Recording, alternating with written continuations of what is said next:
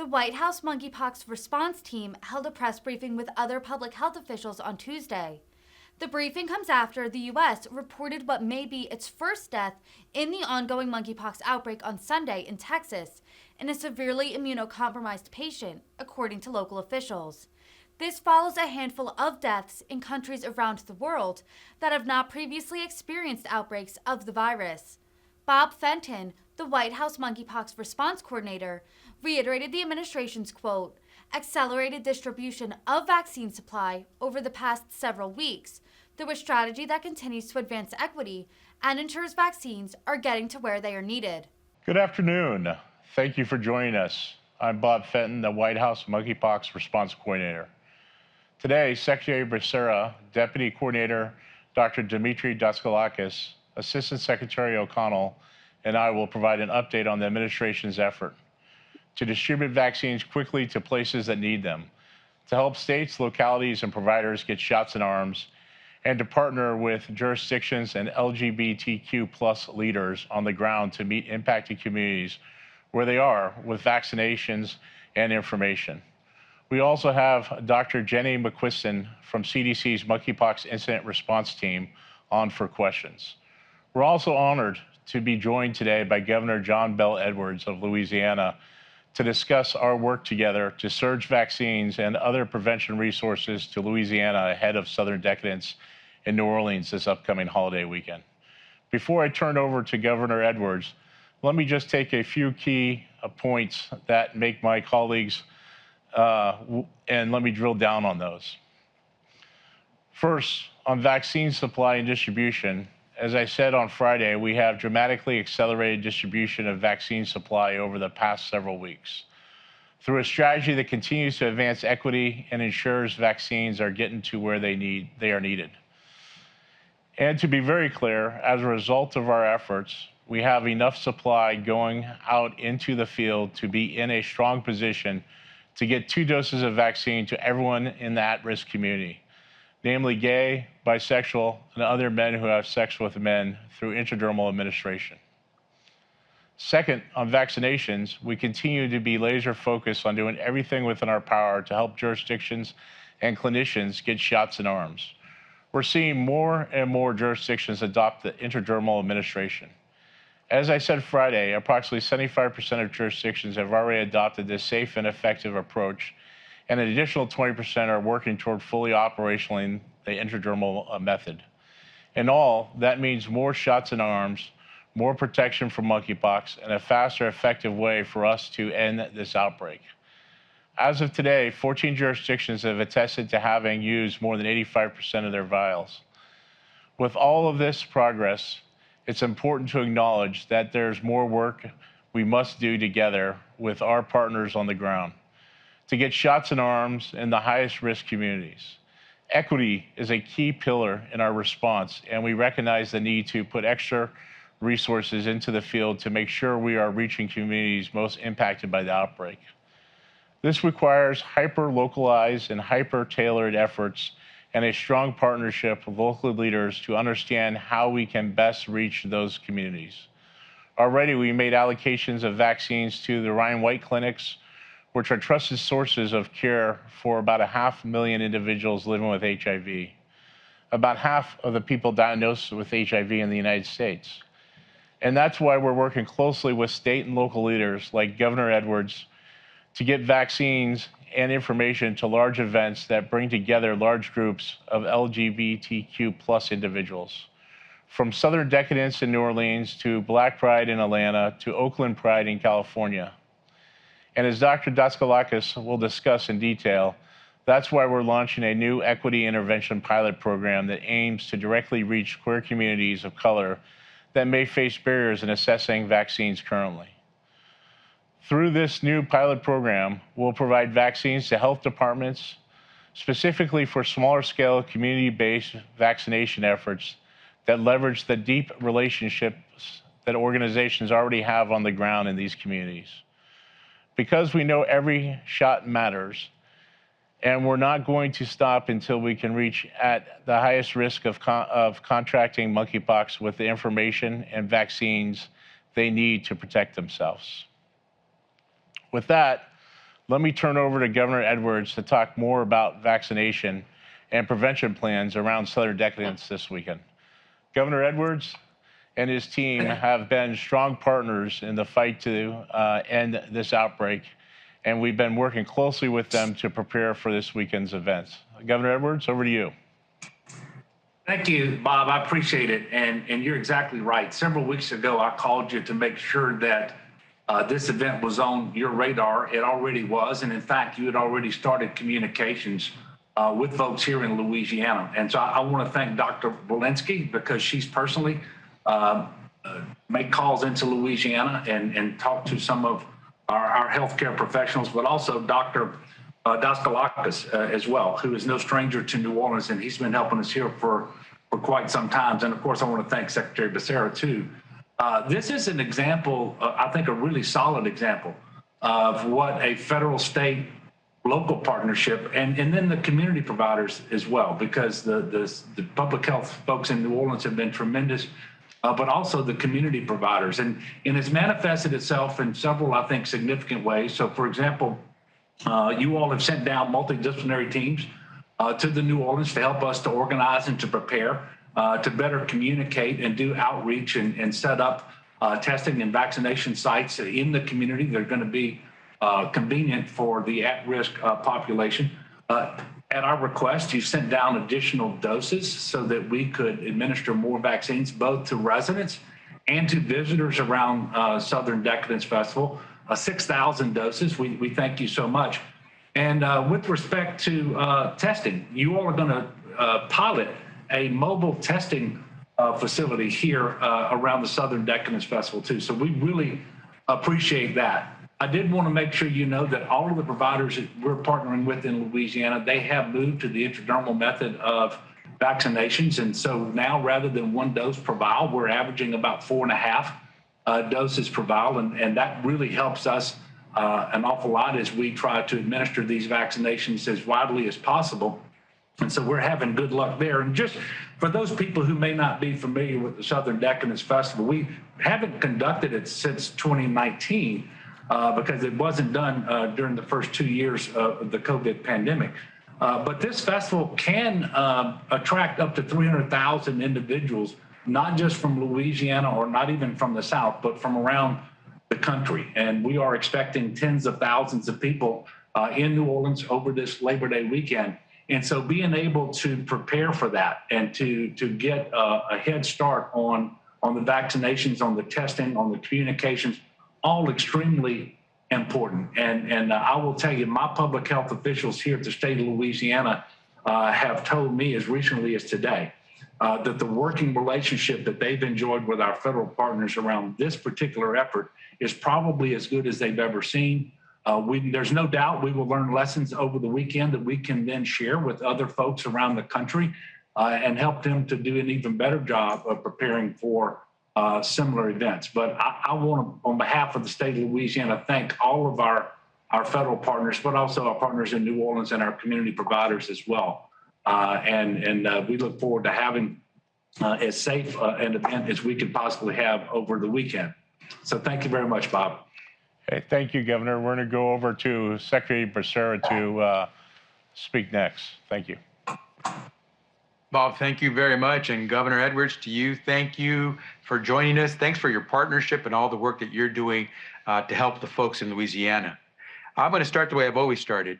It is important that we all take monkeypox seriously and that we do everything we can to keep this virus from spreading so we can end this outbreak. This means communicating and sharing information, getting vaccines to people most at risk, and ensuring those who are infected have access to treatment. One of the things we've learned from our response to COVID-19 is that it's important to reach people where they are. It's not enough to wait for people to show up at a doctor's office or a county health department to schedule a vaccination appointment. We need to set up vaccination clinics where people are. And when we do that, there are better health outcomes for all of us. Our focus every day is making sure that those most at risk for monkeypox have the information and resources they need, vaccines, tests, treatment, to keep themselves and their loved ones safe. As Bob mentioned, our latest effort involves working with state and local governments across the country to set up vaccination clinics at key upcoming festivals. This is work that started a few weeks back when we allocated additional supplies of Jynneos vials to the Pride Festival in Charlotte, North Carolina. At that festival, local public health officials were able to vaccinate 540 people. Today, I'm happy to announce that we will be allocating an additional supply of the Jynneos vaccine vials to the Southern Decadence Festival in New Orleans, Louisiana, and the Black Pride Festival in Atlanta, Georgia, which will allow up to 5,000 vaccinations at each event.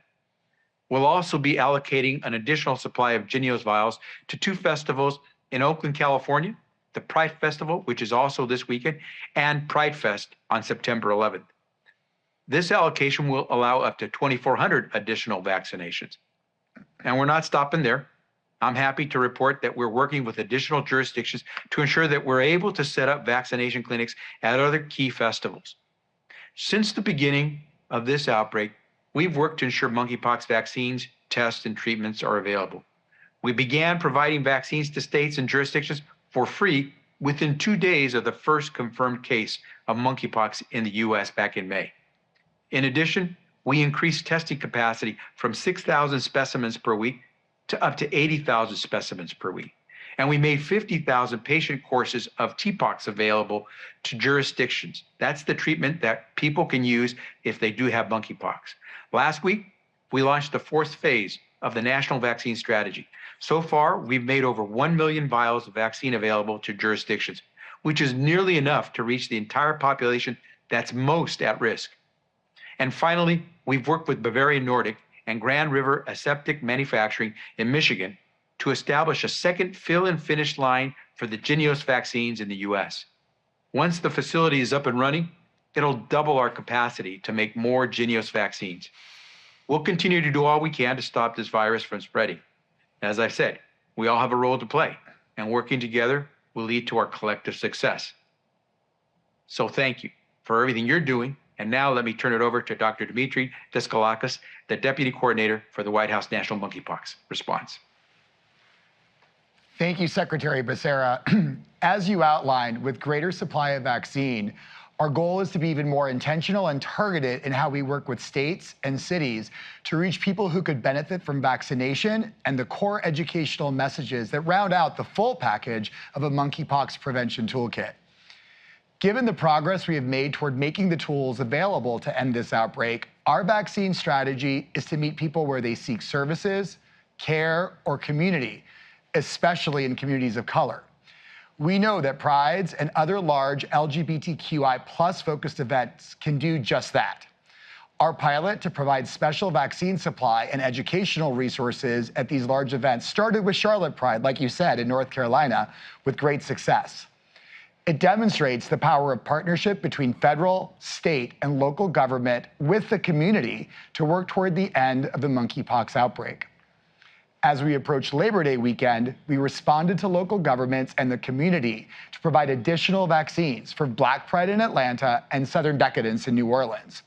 These events will reach a diverse segment of the LGBTQI+ community and help address some of the equity gaps that we are seeing in vaccination among people of color. But that's not enough.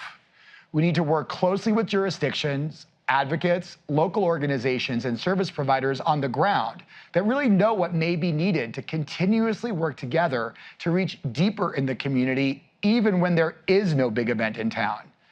So that's exactly why today we're announcing an equity innovation pilot that earmarks an additional 10,000 vials of vaccine for smaller equity interventions that are identified by jurisdictions. This is an exciting new program that is directly based on our conversations and collaboration with local leaders and groups on the ground about what they may need to reach their communities. Jurisdictions that have used more than 50% of their delivered vaccine qualify for an allocation of vaccine to support up to 5 smaller equity interventions that reach populations that could benefit from monkeypox prevention. So what we mean by an equity intervention is what works in your state, county, or city to reach people who we may not be reaching, especially people of color and members of the LGBTQI+ population. What it means is it can be working with a specific group or venue that reaches the right people for monkeypox prevention. Once these innovative strategies have been reviewed by CDC, vaccines will be supplied to jumpstart these ideas and accelerate reach deeper into communities. We know jurisdictions have already centered equity in their work, but we want to provide additional support to foster even greater innovation in vaccine outreach and education of the communities most at risk. This allows jurisdictions to try out new strategies that will better reach communities of color and others overrepresented in the monkeypox outbreak. So great examples include providing vaccines to clinics and organizations not yet reached by current supply, vaccinating at smaller, high-impact events, and placing vaccine in new places, like pharmacy-associated clinics that might be less stigmatizing places for some to walk in to seek vaccine. So an example that we heard from DC is that using pharmacy-associated clinics actually resulted in significant improvements in vaccination equity. This allows others to explore similar innovation, working with new organizations, reaching new communities, leveraging new venues, and addressing trends in the local epidemiology of monkeypox through innovative strategies will help states and cities to better place vaccine where people are and address some of the stigma and barriers that have slowed access for some.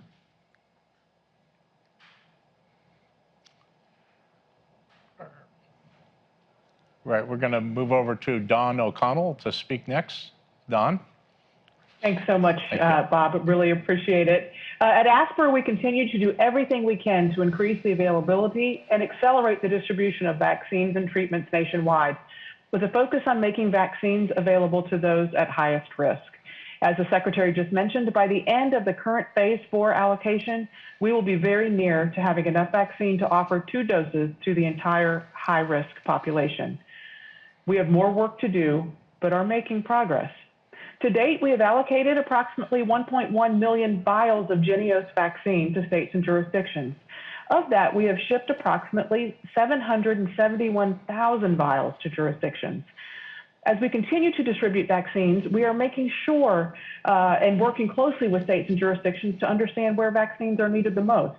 As of yesterday, 14 jurisdictions have reported that they have used 85% of their available supply. This is no change from last week.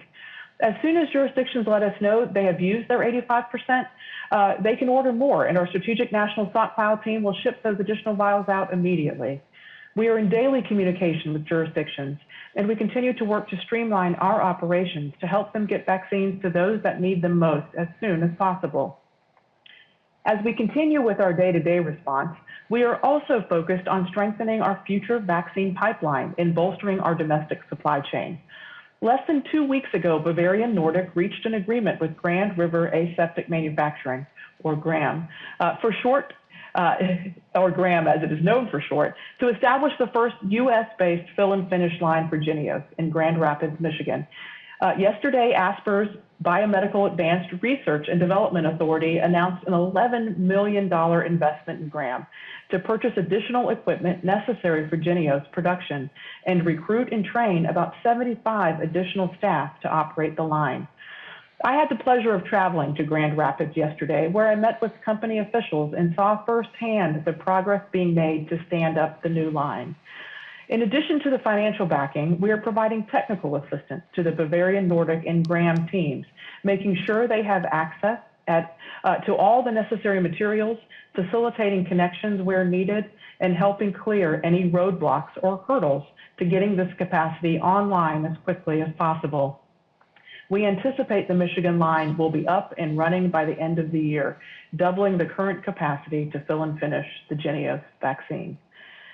Our message to jurisdictions continues to be, if you need vaccines, if you need treatments, or if you need support for your local response, please let us know immediately. And with that, I'll turn it over to you, Kevin. Thank you so much, Don. First question, let's go to Jeannie Bauman at Bloomberg. Hi, thanks so much for taking my question. I was wondering, what you're doing at CDC to sort of collect data on, vaccine administration. I know you said that the intradermal is safe and effective, but, we're going to have some real world evidence. And I didn't know if at some of these big events, you're going to be, collecting that data and have a way to sort of do follow up to see if there are any reactions or adverse events. Thank you. Yeah, let me have Dr. Jenny McQuiston from CDC answer that question. Hi, thank you.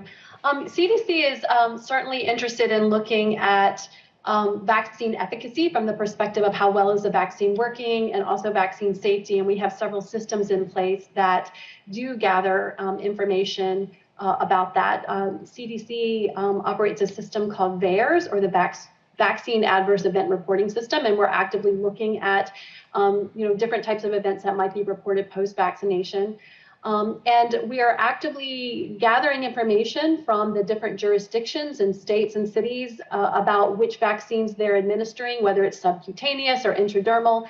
And we're gathering those data now as we speak. If you look on the CDC website, you're going to start to see a lot of information about vaccine administration. Right now, we have some states on board, and we're actively onboarding the rest. So I think that we'll be up to full state reporting in about a week, but you can start to get information now if you go on the CDC website and look. With respect to the vaccines that are being given out at some of these large venues, I think those systems are going to be in place for people who get vaccinated, whether it's through a special venue or through a normal jurisdictional clinic. So I think those same systems will be capturing data. Thank you. Kevin, we'll take another question. Let's go to Chris Wiggins at The Advocate. Hi, thank you for taking my question. I have two questions. There's a report from the Houston area of a patient with confirmed monkeypox infection who has died. Do you have any information about that case to share? And now that somebody has died in the US, does that change the messaging to the public at all? And then looking beyond Southern Decadence, people who attended the events in Charlotte the weekend before last reported not seeing many signs indicating where monkeypox vaccines would be available.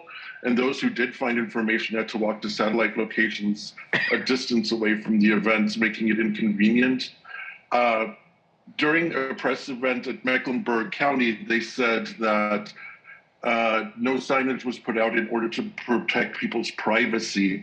And so Virginia also said that they would not be doing on-site vaccination at Virginia's Pride Fest at the end of September. I'm wondering what the administration's message to localities worried about privacy in regard to on-site vaccination is. Thank you. Yeah, let me start with Dr. Jenny McQuiston down at CDC to answer the first question and talk about the second, and then I'll see if Dr. Daskalakis wants to add anything to the second part of the question. So, Dr. McQuiston? Hi, thanks for that. Yeah, CDC has been in touch with Texas and Harris County, and we are aware that they're reporting a death in a patient that did test positive for monkeypox. It's our understanding this patient also had underlying health conditions and had a number of things going on. And I think that additional investigation is needed to know what role monkeypox may or may not have played in their death. So we'll be reporting that out as soon as we have more information. I think it's important to emphasize that deaths due to monkeypox, while possible, remain very rare. In most cases, people are experiencing infection that resolves over time, and there have been very few deaths even reported globally. Out of over 40,000 cases around the world, only a handful of fatalities have been reported. It's serious, and our hearts certainly go out to this family who have lost a loved one. And while we are doing further investigations to find out what role monkeypox may have played, it's important to focus that we have mitigation measures in place to prevent monkeypox. Get vaccinated. If you're sick, go to a doctor, get tested. And if you have severe illness, there are treatments that are available. And then I think if you want me to talk a little bit about sort of the Charlotte event, I'll start and then I'll pass it on to Dr. Daskalakis. I think that feedback that you provided is actually really extraordinarily helpful. I mean, Charlotte was a pilot project, so only about 540 vaccines were administered during the Charlotte event, and I think some of it was trying to see what might be possible, what might be best practices. So the information you provided about signage and making sure privacy was considered, I think will be really important to inform some of these other events. let me see if Dr. Daskalakis like to add? I would love to add a bit to Dr. McQuiston. So I'll start by saying that public health is a local experience, and it's really important that jurisdictions make their plans based on what they expect in their jurisdiction and what's appropriate for their population. So I think it's important to also respect sort of the strategy that Charlotte may have had in terms of how to get the word out. And so 500 plus vaccines is a great success. It's not a clinic. And so really going to Pride and getting vaccinated, any number, especially that high, I think is remarkable. But I'll say I've also spoken to the folks in Atlanta and the folks in New Orleans, and I think their strategy is a bit different. And so I think the New Orleans event is going to be right in Armstrong Park. So you're going to be very clearly in the middle of the French Quarter, very clear where testing as well as vaccines will be available. They have multiple events. Same with Atlanta.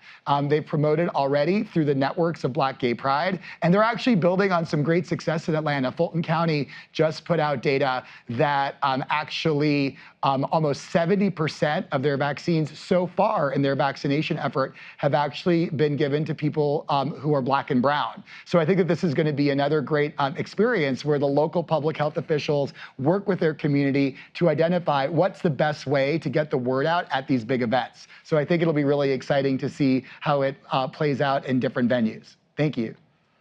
Take another question, Kevin. Emily Woodruff at the New Orleans Advocate. Hi there, this is Emily Woodruff. I'm with the Advocate and Times-Picayune. Thank you for taking my question. So I'm wondering if you can tell me about the decision to send vaccines to New Orleans for the event rather than in advance. I know our state officials advocated for more vaccines, as far back as July. And so most people here won't probably have even had their second shot by the time the event happens this weekend. So can you tell me about that decision and just how people should think about their level of protection going into this? Yeah, well, let me start with Dr. Deskalakis to talk about the different Pride events and also the pilot that we've talked about and the importance of reaching out to people to use them to vaccinate those with at risk to monkeypox. Great, I'll start, and I'll make sure Dr. McQuiston doesn't have anything else to add, so I'll hand the baton to her after. So I think the decision to send vaccines to New Orleans, specifically for Southern Decadence, was responsive to the community and the local government. And so I think we heard loud and clear that given the sort of event and the fact that it does attract many gay, bisexual, other men who have sex with men and others in the queer community to that space, it was a great opportunity to get folks ready for the event in terms of getting some vaccines on the ground early, but also a great opportunity to reach people who won't go to a clinic or a vaccine effort, but will feel comfortable in frankly, less stigmatizing spaces that can occur in the events. I think one of the really important things that CDC has done in terms of setting this up, along with having people on the ground, as you heard from the governor, is being very clear about what guidance is to people after they get their first shot. So that first shot doesn't mean that you're protected for the event. We're going to talk to them about lots of other strategies that they can reduce risk of acquiring monkeypox, but also make it clear that that shot's not for today. It's for 4 weeks from now, plus 2 weeks after that second dose when you get maximum protection. Dr. McQuiston, not sure if you have anything to add. I think the only thing I would add is, yes, we certainly had a request from Louisiana with asking for large amounts of vaccine, some time ago. But I think it was actually the interagency decision to move to intradermal dosing that freed up enough doses that we could begin to plan a much larger strategy and knew that we had enough to provide. And so I think that that is one of the reasons why perhaps the vaccine is coming out now for Louisiana rather than in July. So I just wanted to flag that. Thank you. Kevin, we'll take another question. Let's go to Fennett with the Washington Post. Hi, can you hear me? Yeah, we hear you. Dimitri, can you expand more on how this equity-focused vaccine distribution is going to work? You mentioned how it would apply for up to five interventions. What kind of interventions are we talking about here? Great question. So it's going to be very similar to the allocations for the large events. It just will allow jurisdictions to work with their community to identify a handful, a little package of interventions and equity strategies that may work for them.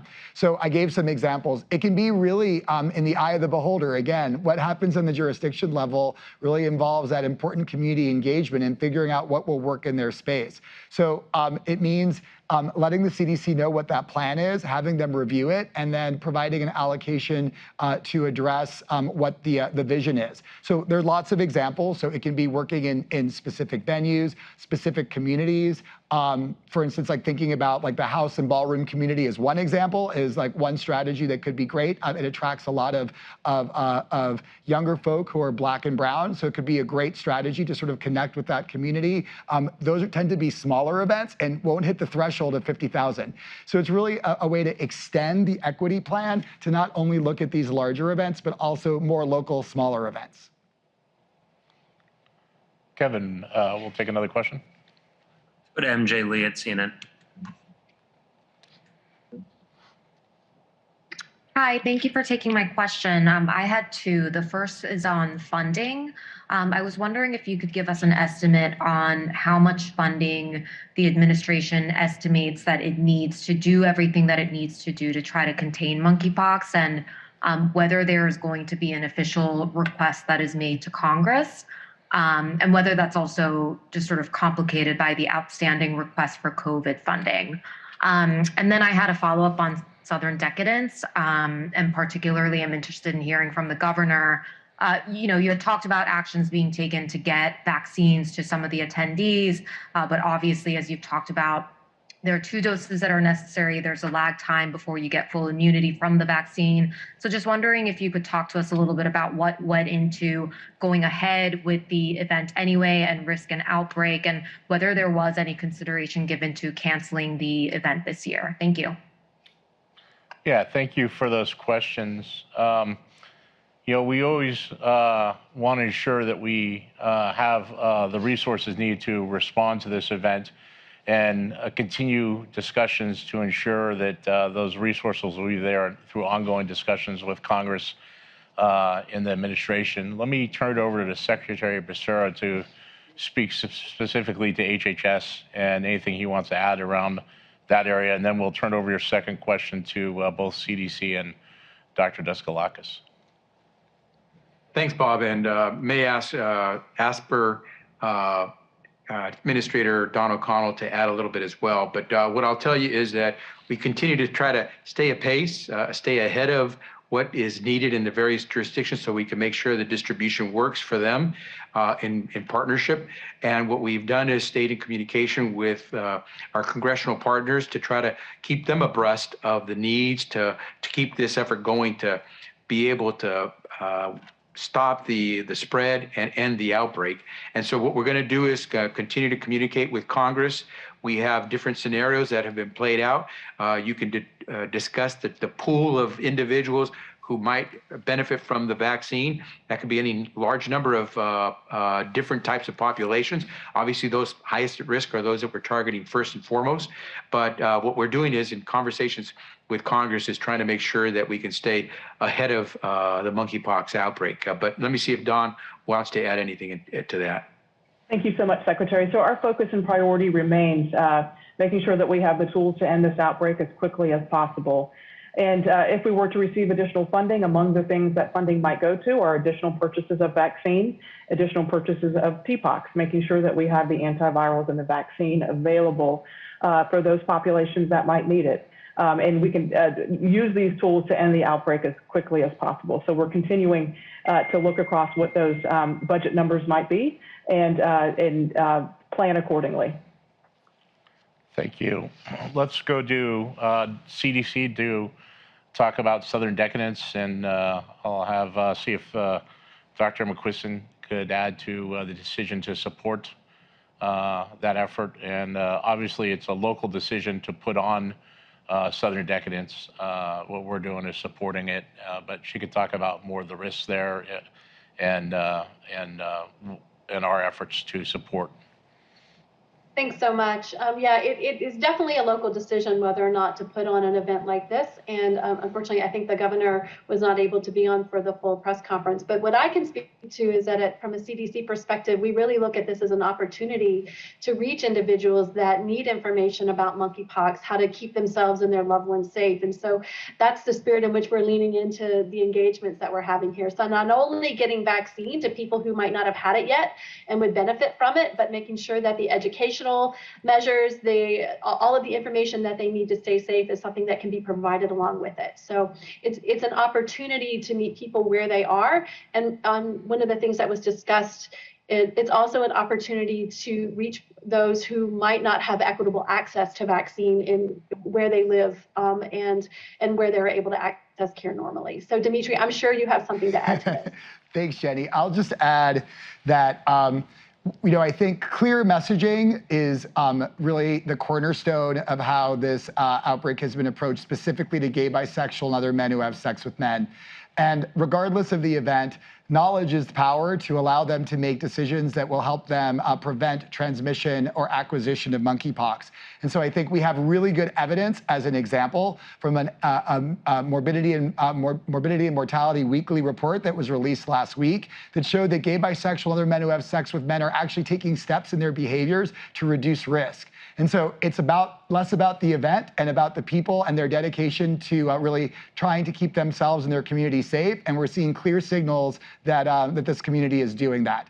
Plus, with vaccine availability, this is a fabulous opportunity for individuals to get their first dose. So all in all, I think that the decision is local, but at the end of the day, I think that the community, is speaking with their feet, asking for a vaccine, as well as with their actions, reducing some of the behaviors that could lead to acquisition of monkeypox. Kevin, we'll take another question. Last question. Let's go to Sabrina Wilson at Fox in New Orleans. Do you hear me? Yeah, we hear you. Yeah, so with all vaccines, of course, you guys know better than I do that there's a lot of hesitancy. So how do you get people to embrace taking the shots? Let me first start with CDC and Dr. Quiston, and then I'll ask Dr. Daskalakis to add to that. No, I appreciate that. The monkeypox vaccine experience has been one that has been quite surprising to me personally at CDC. There has been no shortage of individuals lining up wanting vaccine from the very first moment that monkeypox was reported here in the United States. It's been keeping up with that demand that I think has been the challenge. So we've not really seen a lot of vaccine hesitancy. I think as more vaccine gets in arms and people become protected, we'll be able to focus in on maybe who is elected to not get vaccinated and what information could we provide to them that might help change their minds. And so I'm sure Dimitri has some ideas on this as well. I mean, I think you covered it great, Jenny, but I'll say that, really looking at what we are seeing in terms of vaccine administration, I want to raise up that Fulton County finding where really taking steps to address equity means that their story is a lot different than other parts of the country. So like I said, they actually just put out data that almost 69% of their vaccines that have been given so far are in people of color. And it just shows that, that really the way that you build confidence is by really making vaccine accessible and making sure that we elevate voices of people who are getting vaccine and speak to the community. So I think that really our next chapter here is not about vaccine hesitance, but about vaccine confidence and making sure that we build in systems that really improve equity and make sure vaccines are getting not only in arms, but in arms of people who really need it. With that, I want to thank you for joining us today, and especially thank Governor Edwards for joining us today. And all the questions as we work together through federal, state, and local government to ensure that we vaccinate those at highest risk. And today's briefed equity events will also do that. So thank you. Have a good day.